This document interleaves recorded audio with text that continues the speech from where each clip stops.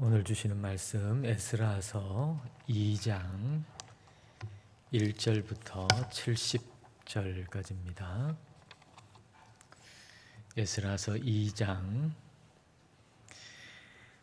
1, 2절을 읽고 또 64절부터 이어서 한 절씩 읽겠습니다. 1절과 2절을 한 절씩 읽고 또 64절부터 한 절씩 읽겠습니다. 옛적에 바벨론 왕 느부갓네살에게 사로잡혀 바벨론으로 갔던 자들의 자손들 중에서 노임을 받고 예루살렘과 유다 도로 돌아와 각기 각자의 성읍으로 돌아간 자,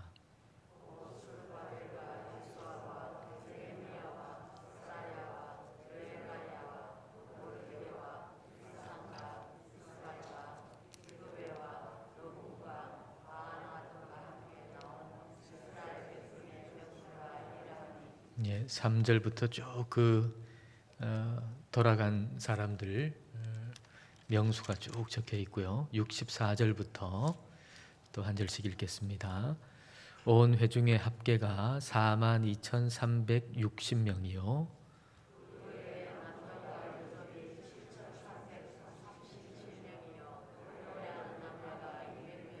말이 736이요 노새가 245요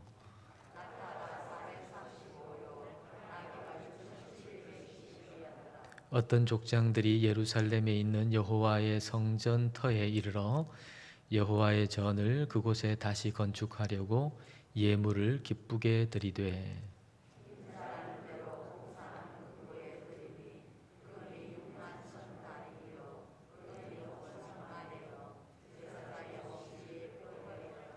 함께 읽겠습니다.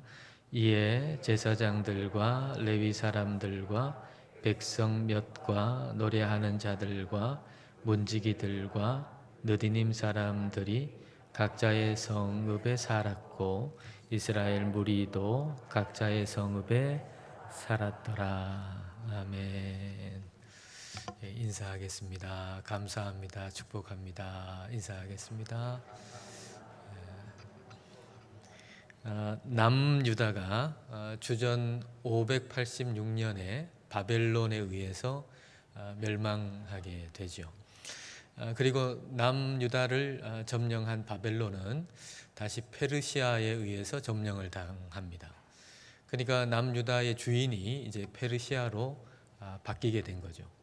그 페르시아의 왕 고레스가 칙령을 내려가지고 이제 이스라엘 백성들을 예루살렘으로 가서 성전을 짓도록 그렇게 허락합니다.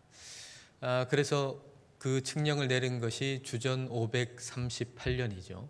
그리고 그 다음에 주전 537년에 이제 이스라엘 백성들이 다시 예루살렘으로 가게 됩니다.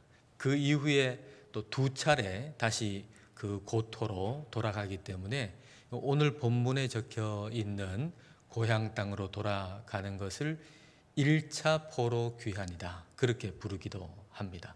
자, 그 수가 어떻게 되는가? 1차의 포로였는데 다시 돌아간 1차 포로 귀환의 그 인원이 어떻게 되는가? 64절, 65절입니다.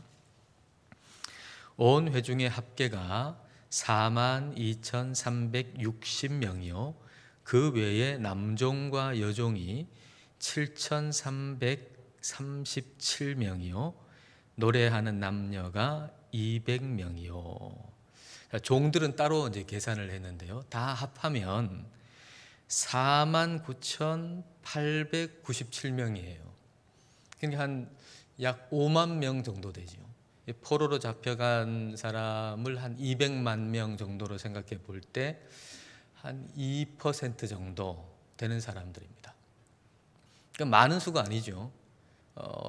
한 2% 정도가 이제 고향으로 돌아갔으니까 결코 많은 수가 돌아갔다 이렇게 말할 수는 없습니다. 아주 소수가 다시 예루살렘으로 그렇게 돌아간 겁니다. 그럴 수밖에 없는 이유를 찾는다 그러면 이제 페르시아 그 땅, 바벨론 그 땅에서 상당히 안정적으로 정착이 돼 있었거든요. 그러니까 이제 유다가 멸망한 다음에 시간이 한 50년 지났단 말입니다.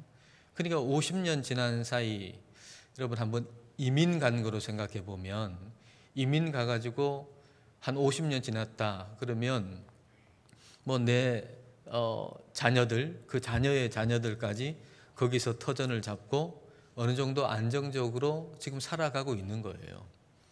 그리고 앞으로 전망도 좋아요. 이 땅에서 살아가는 게 그 바벨론 페르시아 땅에서 살아가는 게 전망도 좋아요. 왜냐하면 고레스가 왕이잖아요.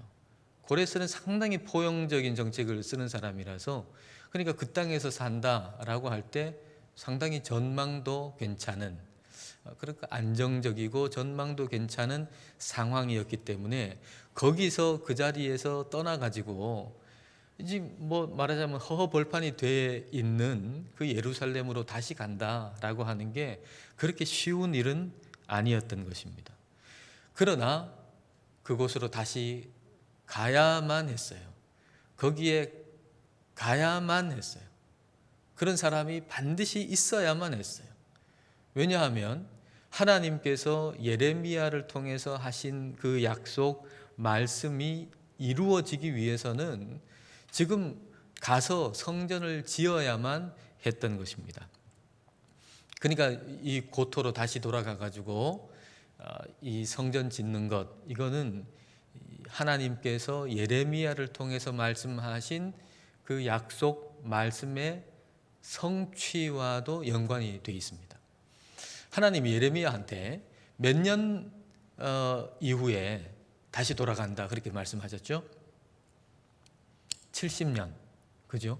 70년 이후에 다시 돌아간다 그렇게 말씀하셨는데 그러면 그게 몇 년이 돼야 되나요? 그게 586년에 망해가지고 포로로 갔으니까 70년 만에 다시 돌아간다라고 할 때 그건 몇 년이에요? 516년이에요. 주전 516년. 근데 지금 1차 포로 귀환해가지고 다시 지금 돌아간 건 몇 년이라고요? 주전 537년. 한 50년 지났을 때예요. 그러니까 이게 좀 잘 안 맞잖아요. 근데 70년 지난 516년에 아주 중요한 일이 일어나요. 그 중요한 일이 뭐죠? 성전이 다시 지어지는 거예요. 그러니까 하나님께서 이스라엘 백성들 다시 돌아가서 회복한다, 다시 돌아간다 라고 할 때 그 기준은 단순하게 사람이 몇 명이 이 예루살렘 땅으로 가는 것을 얘기하는 게 아니라 이스라엘 예루살렘 땅에 성전이 다시 세워지는 걸 의미하는 거예요. 그게 딱 70년이거든요. 그러니까 하나님의 기준이라고 하는 게 다른 것이 아니라 성전의 회복, 성전의 회복이라고 하는 건 다시 말하면 예배의 회복이에요. 예배의 회복. 뭐 예배가 회복되지 않으면 아무리 사람들이 예루살렘에 많이 가도 그럼 무슨 의미가 있겠어요. 그러니까 하나님의 기준은 성전의 회복, 예배의 회복이다라고 하는 겁니다.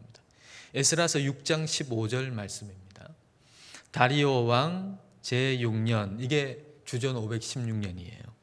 아달월 3일에 성전 일을 끝내니라. 성전을 다 짓는 걸 끝낸 게 바로 주전 516년이고 이게 유다가 멸망한 지 딱 70년이 되는 해인 겁니다. 그러니까 하나님이 예레미야를 통해서 말씀하신 것이 이제 이루어지려면 그걸 이루어지게 하기 위해서 고레스를 통해서 칙령을 발표하시고 사람들이 예루살렘으로 가게 하시고 가서 그 땅에서 성전을 다시 짓도록 만드셨던 것이죠. 오늘 말씀은 바로 이렇게 성전을 짓기 위해서 제일 먼저 1차로 제일 먼저 그렇게 예루살렘으로 간 사람들이 어떤 사람들인가라고 하는 걸 이제 기록해 놨습니다. 자, 이 사람들이 누군가? 다시 예루살렘으로 돌아간 지금 포로로 있지만은 다시 예루살렘으로 돌아간 이 사람들의 정체성이 뭔가 하는 걸 잘 보여주는 게 2절 말씀이에요. 자, 2절을 보십시오. 곧 스룹바벨과 예수아와 느헤미야와 스라야와 르엘라야와 모르드게와 빌산과 미스발과 비그웨와 르훔과 바나 등과 함께 나온 누구라고 되어 있습니까? 이스라엘 백성의 명수가 이러하니. 이스라엘 백성이라고 얘기해요. 이스라엘 백성. 그럼 지금은 말이죠. 요즘 오늘 본문의 상황은 이스라엘은 망했어요. 나라가 없습니다. 그래서 유다 나라라 그러지 않고 유다도라 그러잖아요. 오늘 1절 여러분 보시면 유다도라고 그래요. 그러니까 유다는 한 나라가 아니고 일개도예요. 페르시아의 한 도, 뭐 경상남도 하듯이 유다도예요. 페르시아라고 하는 큰 제국의 일개 하나의 작은 도에 불과한 것이 유다가 됐어요. 지금 나라가 없어요. 나라가 망한 상태예요. 그런데 이스라엘 백성들이 어떻게 자신을 생각하냐면 우리는 페르시아에 사는 무슨 페르시아에 종속되어 있는 뭐 그런 사람이 아니고 이스라엘 백성, 하나님의 백성이라고 자기의 정체성을 가지고 있었다라고 하는 것입니다. 그 정체성을 가지고 돌아오는 거예요. 그 정체성이 없으면 뭐 어떻게 돌아가겠어요? 우리는 하나님의 백성이라고 하는 정체성을 가지고서 다시 예루살렘으로 돌아가는 겁니다. 우리의 정체성은 하나님의 백성이라는 겁니다. 저와 여러분의 정체성은 하나님의 백성이라는 거예요.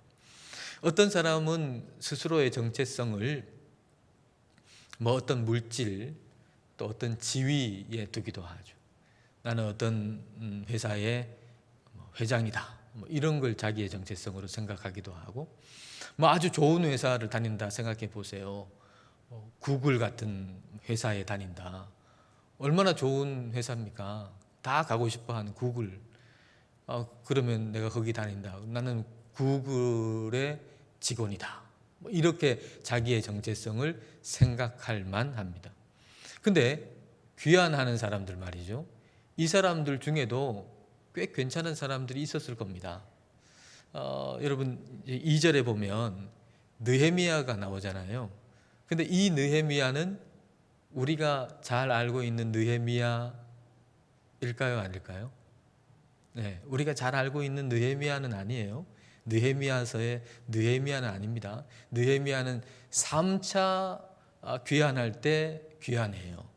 그러니까 지금 1차 포로 귀환이니까 2절에 나오는 느헤미야는 우리가 잘 아는 그 느헤미야는 아닙니다. 이름만 같을 뿐이죠. 그러나 느헤미야가 왕의 술관원이었잖아요. 굉장히 높은 지위에 있었죠. 페르시아에서 상당히 높은 지위를 가지고 있었다고요. 그런 것처럼 1차 포로 귀환으로 예루살렘에 온 사람들 중에도 상당히 돈이 많은 재벌도 있었을 거고, 그리고 어느 정도 지위가 상당히 높은 사람들도 있었을 겁니다. 그런데 그런 사람들이 나는 이러이러한 돈을 가지고 있는 사람이다, 자산가다, 뭐 이렇게 하거나, 또는 나는 뭐 어느 정도 위치, 이런 지위를 가지고 있는 사람이다, 이렇게 한 것이 아니라 이스라엘 백성, 하나님 백성이라고 하는 그 정체성을 가지고서 다 예루살렘으로 돌아온 거죠. 오늘 우리 역시도 마찬가지예요. 우리의 정체성은 하나님의 백성이라는 겁니다. 내게 주신 지위, 재물, 뭐 힘, 이거는 하나님의 백성으로서의 정체성으로 살라고 그걸 위해 주신 거지, 그것 자체가 정체성이 되라고 우리에게 주신 게 결코 아닙니다. 그러니까 하나님이 우리에게 주신 모든 것은 하나님 나라 백성으로서 정체성을 가지고 살도록 주신 거예요. 그러니까 그것 자체가 우리의 정체성이 되면은 안 된다, 그런 말씀이죠. 그러니까 우리의 정체성을 결정하는 것은 하나밖에 없어요. 하나님과 나와의 관계. 그거 외에는 우리 자신의 정체성을 설명해 줄 수 있는 건 이 세상에 없어요. 하나님과 나와의 관계. 나는 하나님의 자녀다, 하나님의 백성이다, 이거 외에는 우리의 정체성을 말할 수 있는 것은 없습니다. 그래서 예루살렘으로 돌아온 이 사람들을 적을 때, 기록할 때 적는 그 방법이 바로 그 정체성을 가지고서 적어요. 그래서 누구누구의 자손. 그러니까 믿음의 뿌리를 두는 거죠. 믿음의 뿌리를 가지고서 사람을 얘기하는 거예요. 누구누구의 자손. 3절부터 여러분 보시면은 3절부터 20절까지 쭉 보면은 누구누구의 자손 이렇게 돼 있잖아요. 그죠? 누구누구의 자손. 그러니까 믿음의 뿌리를 가지고서 그 사람들을 얘기해요. 그 다음에 21절부터 35절까지를 보면은 이스라엘의 지역을 가지고서 설명하잖아요. 우리가 잘 아는 지역들 나오죠. 21절에 여러분 보면은 베들레헴이 나오고, 또 28절에 보면 베델과 아이가 나오죠. 그리고 34절에 보면 여리고가 나오죠. 그러니까 이 지역은 페르시아가 아니에요. 이스라엘이에요. 그러니까 이스라엘 그 땅을 가지고서 지금 그 사람들을 얘기하고 있는 거예요. 지금 그 땅을 중심으로. 믿음의 조상들이 살던 그 땅을 잊어버리지 않았다는 거죠. 페르시아로, 바벨론으로, 포로로 잡혀갔지만은, 그리고 잡혀가가지고 50년이라고 하는 세월 동안 있었지만은, 그러나 믿음의 조상들의 그 땅, 하나님이 주신 그 땅을 잊지 않았다는 얘기예요. 생각해보면 다시 돌아오는 사람들 중에 그 이스라엘 땅 예루살렘을 기억하는 사람, 본 적이 있는 사람은 최소한 60 이상은 됐을 거예요. 10살쯤 돼야 좀 기억이 있잖아요. 10살 때 이제 포로로 잡혀가지고 바벨론에 왔다 그러면은 지금 다시 돌아가요. 그럼 지금 몇 살이 됐어요? 60세가 됐거든요. 60세. 그러면 다시 그 예루살렘으로 돌아가는 사람들 중에 한 번도 그 땅을 본 적이 없는 사람들 꽤 많았을 거예요. 그럼에도 불구하고 그 부모님들이, 조상들이 계속 알려주는 거죠. 우리의 믿음의 뿌리는 어떻게 되는 거고, 우리는 어떤 땅, 어느 땅 사람이라고. 지금 살고 있는 뭐 페르시아의 어디 막 호화로운 뭐 그런 번영하는 그런 도시 사람이라고 생각하지 아니하고, 우리는 어느 땅, 이스라엘의 어느 땅의 사람이라고 계속해서 그걸 기억하고 그래서 우리는 이스라엘의 어느 땅 사람이다. 우리는 믿음의 조상 누구누구의 자손이다. 그리고 다시 돌아가는 겁니다. 그 땅을 잊지를 않는 거죠. 내가 누군가, 어디 소속인가, 이게 분명할 때 올바른 책임감이 생겨요. 올바른 책임감. 제사장들한테 그런 모습 보게 되는데요. 자, 36절부터 한번 보십시다. 제사장들은 예수아의 집 여다야 자손이 973명이요 임멜 자손이 1052명이요 바스훌 자손이 1247명이요 하림 자손이 1017명이었더라. 다 합치면은 4289명입니다. 꽤 많죠. 돌아간 사람이 한 5만 명 되잖아요, 약. 그 중에 한 10% 돼요. 10% 꽤 많은 제사장들이 다시 고향 땅으로 돌아갔다라고 하는 얘기입니다. 그러니까 제사장의 책임감이 있었다는 거죠. 나는 제사장이다 라고 하는 요 마음이 다시 돌아갈 수 있는 기회가 생길 때 나는 돌아가야 된다 하고 다시 예루살렘으로 돌아갈 수 있는 그런 책임감을 줬다라고 하는 얘기입니다. 직분에 대한 책임감 굉장히 중요해요. 직분에 대한 책임감. 직분은 세상의 지위하고는 달라요. 세상의 지위는 그 지위에서 내려오면 그 책임도 없어지잖아요. 근데 직분은 그렇지 않아요. 은퇴한다고 해가지고 그 책임이 없어지느냐? 결코 아니에요. 만약 그 책임이 없어진다고 생각하면은 그동안 그 직분을 지위라고 생각해 왔기 때문에 그럴 거예요. 직분이라고 하는 것은 은퇴해도 계속해서 책임이 남아 있는 게 그게 바로 직분이에요. 여러분 제사장 한번 생각해 보세요.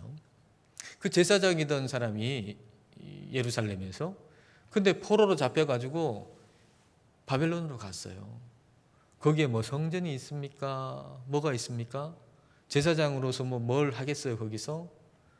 그러니까 말하자면 조기 은퇴한 거예요. 제사장으로서 할 일이 없어요. 조기 은퇴했어요. 그러면은 나는 이제 조기 은퇴했으니까 제사장으로 할 일이 없다. 그럼 뭐 이게 뭐 지금 바벨론에 잡혀왔고, 이건 뭐 이 땅에서 내가 원하는 대로 내 마음대로 살면 되겠다. 그렇게 할 수 있을까요? 그럴 수 없는 거죠. 여전히 제사장인 거예요. 제사장으로서 해야 할 일은 지금 없지만, 그러나 여전히 제사장으로서 그 땅에서 살아갈 책임이 제사장들에게 있는 거예요. 그래서 그 제사장들은 제사장다운 삶을 살고, 그리고 그 자녀들에게도, 태어난 자녀들에게도 제사장으로서의 삶을 살도록 하는 거죠. 그렇게 하니까 결국 이제 다시 예루살렘으로 돌아올 수 있는 때가 됐을 때 그 제사장들이 많은 수가 다시 돌아올 수가 있었던 것입니다. 근데 직분자도 마찬가지죠. 목사가 은퇴했다고 해가지고 이제 뭐 다 끝난 게 아니죠. 여전히 목사로서의 삶을, 목사다운 삶을 은퇴 이후에도 계속 살아갈 책임이 있는 거예요. 여러분 직분자로서 이제 뭐 우리나라 나이로 71세가 돼가지고 은퇴한다. 그러면 뭐 이제 나는 그 직분하고 관계 없는가? 아니에요. 그 직분자로서 마지막 죽을 때까지 그 직분자다운 삶을 계속 살아갈 책임이 직분자에게 있는 거예요. 직분이라고 하는 것은 대단한 책임을 우리에게 주는 것입니다. 제사장들이 포로로 잡혀와 가지고 할 일이 없었지만, 그러나 제사장다운 삶으로 계속 살아가야 할 책임이 있었던 것이고, 그래서 다시 예루살렘으로 돌아가야 될 때, 그때 그 책임감으로 인해 가지고 다시 돌아가서 성전 짓는 일, 또 성전에서 사역하는 일, 그 일을 할 수가 있었던 거죠. 그 많은 사람들이. 근데 책임감이 굉장히 중요한데, 그 책임감만으로는 책임을 감당할 수가 없어요. 참 묘하죠. 책임감만으로는 책임을 감당할 수가 없어요. 책임감만으로 책임을 감당하려고 그러면 그게 너무 큰 짐이어가지고 도저히 끝까지 그 책임감을 감당할 수가 없어요. 책임감을 감당하려면 기쁨과 감사가 있어야 돼요. 기쁨과 감사가 있어야 그 책임감을 제대로 감당할 수가 있습니다. 그래서 포로로 있다가 예루살렘으로 돌아간 이 사람들에게 바로 기쁨과 감사가 있었다라고 하는 걸 발견하게 되는데요. 68절을 보면 알 수 있습니다. 자, 68절과 69절입니다. 어떤 족장들이 예루살렘에 있는 여호와의 성전터에 이르러 하나님의 전을 그곳에 다시 건축하려고 예물을 기쁘게 드리되 힘 잘하는 대로 공사하는 금고에 드리니 금이 6만 1천 다리기요, 한 500kg 됩니다. 어마어마하죠. 은이 5천만에요, 한 3톤쯤 됩니다. 또 어마어마한 양이죠. 제사장의 옷이 100벌이었더라. 기쁘게 힘껏 드렸다는 거죠. 기쁘게 힘껏. 물질을 드리는 것도 이렇게 기쁘게 힘껏 드린다면 자기 자신을, 내 삶을 드리는 건 말할 것도 없잖아요. 내 삶을 드릴 때도 기쁜 마음으로 드리고 또 힘껏 내 삶 전부를 하나님께 드리는 겁니다. 너는 가야지. 너 제사장인데 가야지. 그래서 떠밀려 가지고 가는 거 아니고, 나는 제사장인데 안 가면 사람들이 뭐라 그럴까, 어쩔 수 없이 그렇게 가는 게 아니고 기쁨으로 가고, 그리고 힘껏 그렇게 다시 예루살렘으로 갔다는 얘기예요. 그러니까 제사장들이 말이죠, 나는 제사장이니까 어쩔 수 없이 억지로 간 게 아니고 진짜 기쁨으로 갔다라고 하는 걸 알 수 있는 대목이 뭔가 하면, 레위인의 수를 보면 좀 알 수 있어요. 레위인의 수. 만약에 억지로 갔다는 제사장인데 안 갈 수 있어? 하고 억지로 갔다, 가고 싶지 않은데도 억지로 갔다 그러면 레위인의 수도 그만큼 많아야 돼요. 근데 레위인의 수를 보면 굉장히 적습니다. 40절을 한번 보세요. 40절. 레위 사람은 호다위야 자손 곧 예수아와 간미엘 자손이 74명이요. 74명이죠. 노래하는 자들은 아삽 자손이 128명이요. 문지기의 자손들은 살룸과 아멜과 달문과 악굽과 하디다와 소베 자손이 모두 139명이었더라. 수가 굉장히 적잖아요. 수가. 이걸 보면 귀환할 건지 아니면 그대로 남아 있을 것인지라고 하는 것을 자발적인 선택에 의해서 결정했다는 걸 알 수 있어요. 자발적인 것이 아니고 억지로 뭘 했다 그러면 레위인의 수가 많아야 돼요. 근데 자발적으로 그렇게 선택했기 때문에 이 레위인의 사람 수가 굉장히 작았던 거죠. 그러니까 지금 1차 포로 귀환해가지고 예루살렘으로 간 이 사람들은 억지로 떠밀려서 간 사람들이 아니고 기쁨으로 그렇게 그 길을 떠난 사람들이었다라고 하는 걸 우리가 알 수 있어요. 그런 의미에서 우리 눈에 좀 띄는 사람이 오늘 본문에 하나 나오는데 그 사람이 누군가 하면 느디님 사람이에요. 느디님 사람. 43절하고 58절에 보면 느디님 사람들이라고 나오거든요. 느디님 사람들. 느디님이라고 하는 건 드려진 사람들이라고 하는 뜻의 히브리어입니다. 느디님 사람들, 드려진 사람들. 근데 이 사람들이 누군가 하면은 여호수아 9장에 나오는 기브온 사람들의 후손이에요. 기브온 사람들의 후손. 여러분, 기브온 사람들이 말이죠. 이스라엘 백성들이 이제 광야 생활을 하고 이제 약속의 땅으로 들어와 가지고 여리고를 무너뜨리고 아이성을 무너뜨리고 그걸 볼 때 이 기브온 사람들이 겁을 먹었어요. 큰일 났다. 저 이스라엘 백성들이 우리까지도 다 무너뜨릴 수 있다. 야, 큰일 났다. 겁을 먹었어요. 그래가지고 아주 먼 데서 온 사람들처럼 막 꾸미죠. 그리고 여호수아한테 와가지고 아주 먼 데서 온 사람들인 것처럼 그렇게 속여가지고 화친을 맺어요. 화친을 딱 맺고 나니까 그 다음에 여호수아가 이 사람들이 거짓말했다는 걸 알게 돼요. 멀리 있는 사람이 아니고 바로 옆에 있는 사람이라고 하는 걸 알게 되죠. 무너뜨려야 되는데, 없애버려야 되는데 화친 조약을 맺었으니까 뭐 그럴 수 없게 된 거예요. 그래서 여호수아가 이 사람들한테 이렇게 얘기하죠. 여호수아 9장 22절과 23절입니다.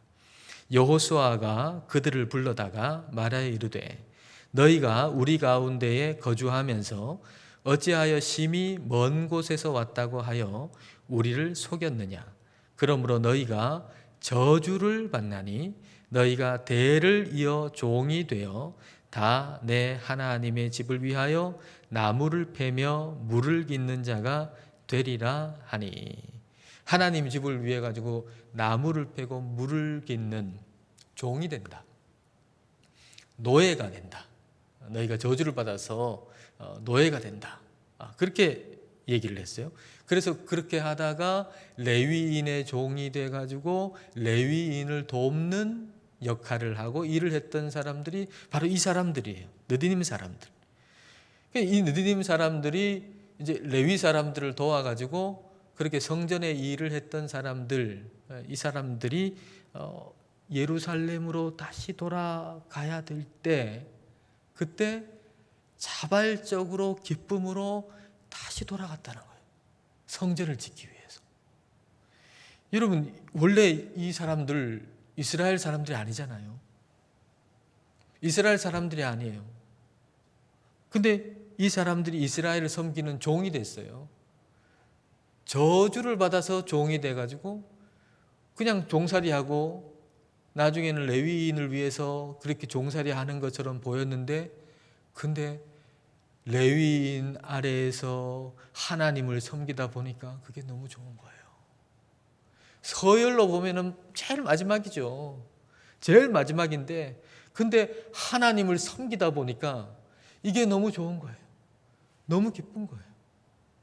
그게 복이 된 거예요. 야, 이게 저주가 아니고 복이구나라고 하는 걸 그들이 깨달았다는 얘기예요. 그래서 그 페르시아 땅에, 바벨론 땅에 거기서 포로로 있다가 다시 예루살렘으로 돌아가게 될 때 거기가 더 안정적인데, 50년 거기 있었으니까 거기에 있는 게 더 안정적인데, 근데 예루살렘으로 가서 성전 짓는 일 우리가 하겠다고 떠나간 사람들, 그 사람들이 느디님 사람들이라는 거예요. 얼마나 귀한 사람들이에요. 이거 보통 하나님을 사랑하는 마음 없으면 이거 불가능한 일이죠. 느디님 사람들이에요.